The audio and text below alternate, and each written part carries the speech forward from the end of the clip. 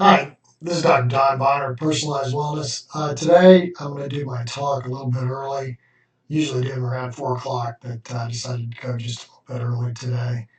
I didn't really have anything planned today, so I wanted to go over fasting protocols and really just some of the protocols that I use here in the clinic at Personalized Wellness for my weight management program or my metabolic reset programs technically what I call it.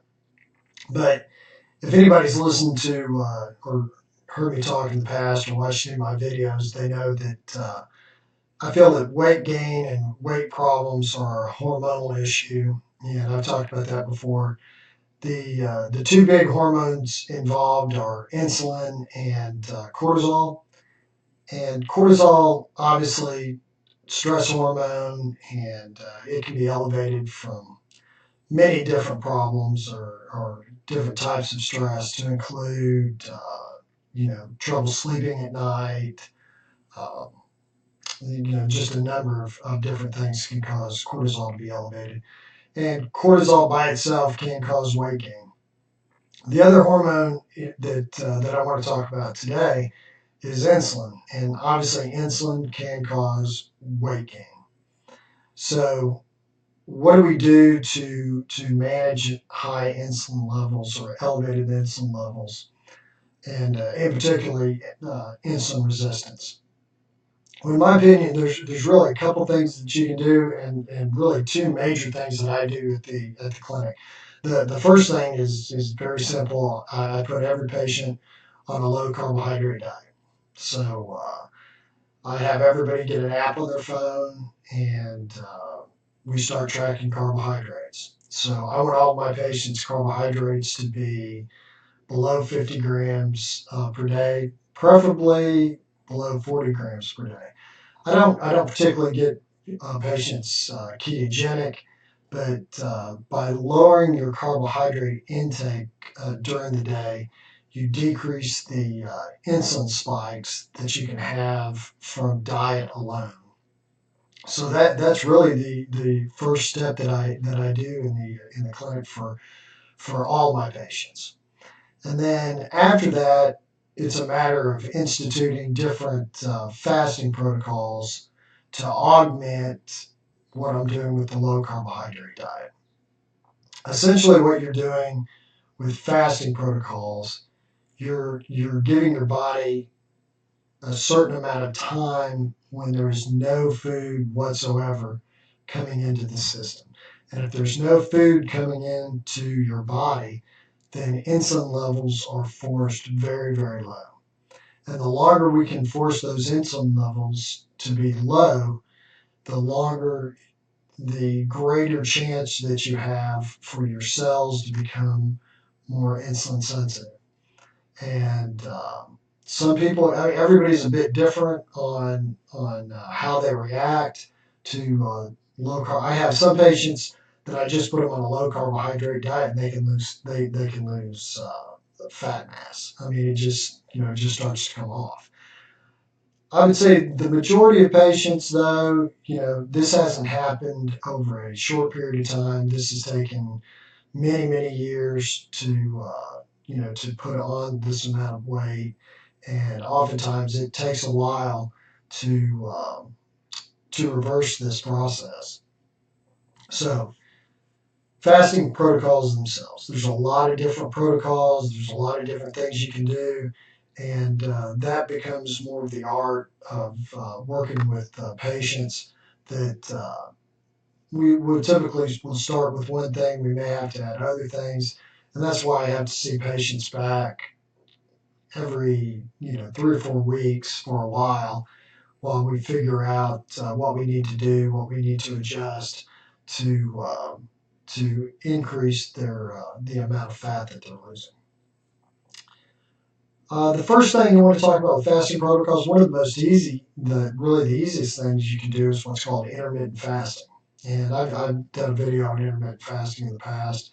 There's really no magic about intermittent fasting. All it is time restricted eating. Is simply all it is.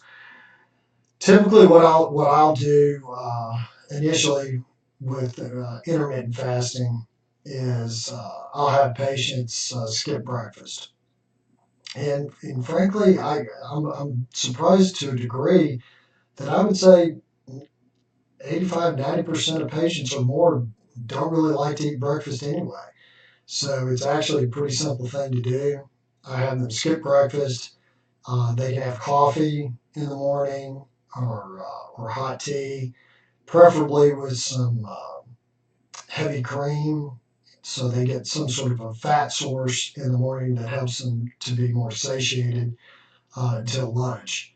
So, so what this looks like, you get up in the morning, you go about your normal routine, you have coffee, you have heavy cream, and then your first actual meal of the day will be lunch. So that may be 11, 12 o'clock, something along those lines. And then the other really important thing is with intermittent fasting, there's absolutely no snacking throughout the day. You have two meals, and that's it as far as food goes. So you eat lunch, say 11 or 12. We're following a low carbohydrate diet, so you're checking your app on your phone. You're making sure you're not going over your carbohydrates, and then you eat dinner. So say dinner's at 6, 7, whatever dinner is for you.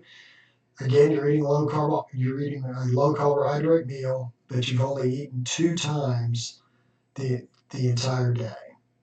So after that dinner meal, you can see that now, say you ate at 6 o'clock, and you're not going to eat again until 12 o'clock the next day.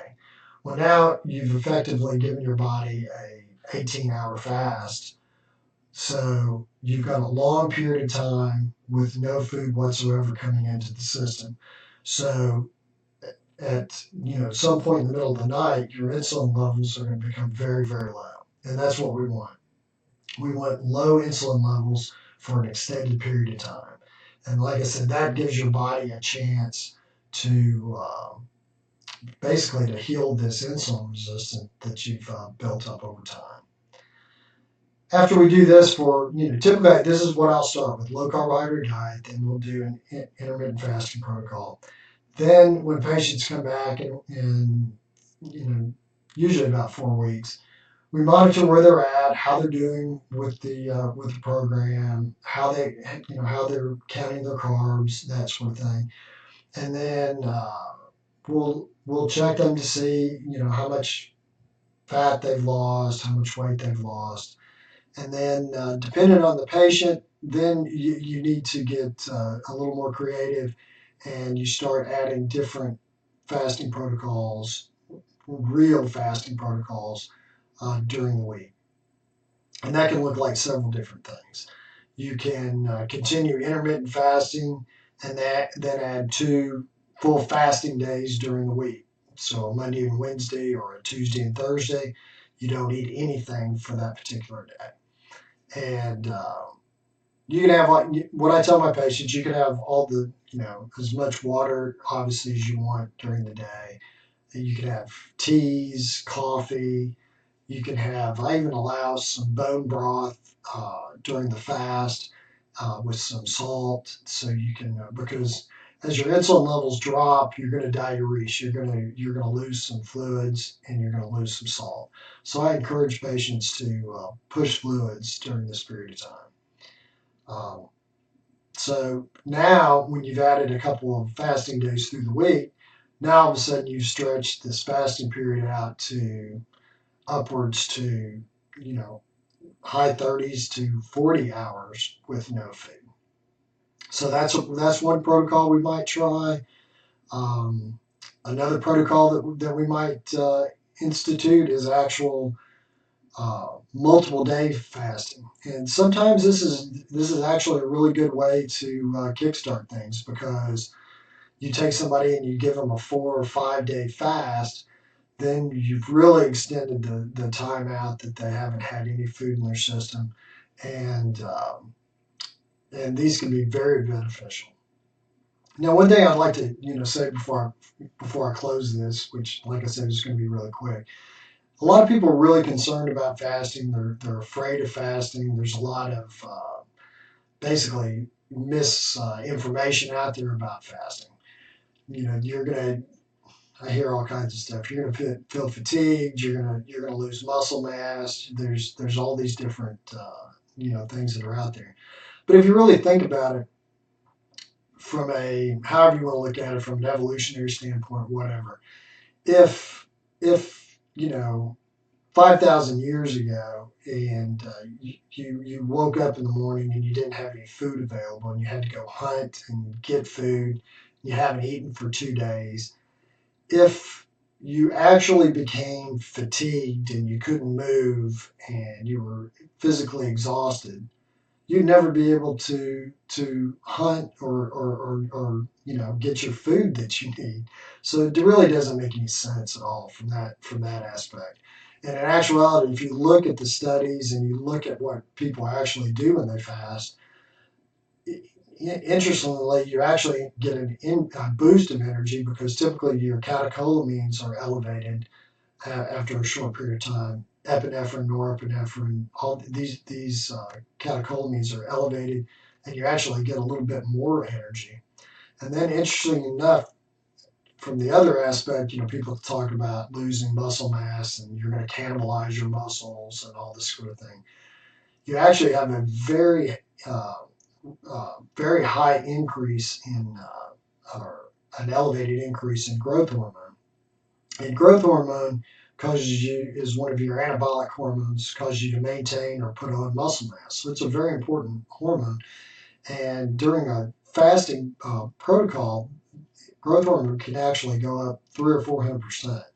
So you actually maintain muscle mass. It's not to say that you're not going to burn some protein, because you will during the fast, but what you're burning is what is being turned over in your body. So fasting is not something to be afraid of. And having said that, now if you take multiple medications, you're diabetic and that sort of thing, you need to fast under a physician's watchful eye, because you're going to need to be checking your blood sugars very frequently during the day if you're diabetic and you go into a fasting protocol, because your blood sugar may drop pretty significantly. So, working with your physician, you can decrease the amount of diabetes medicine that you're taking during that fast. But it can be done safely. You just have to do it with your physician. Well, that's about all I have today, and I appreciate anybody checking it out. I'll put this up on my Facebook site, and I hope it was educational for everybody. And take on point. Don't be afraid of fasting. Fasting protocols are really good for you. And so check us out at Personalized Wellness. Again, I'm Dr. Don Bonner. Our phone number is 601-898-0911. And everybody have a great day. Thank you.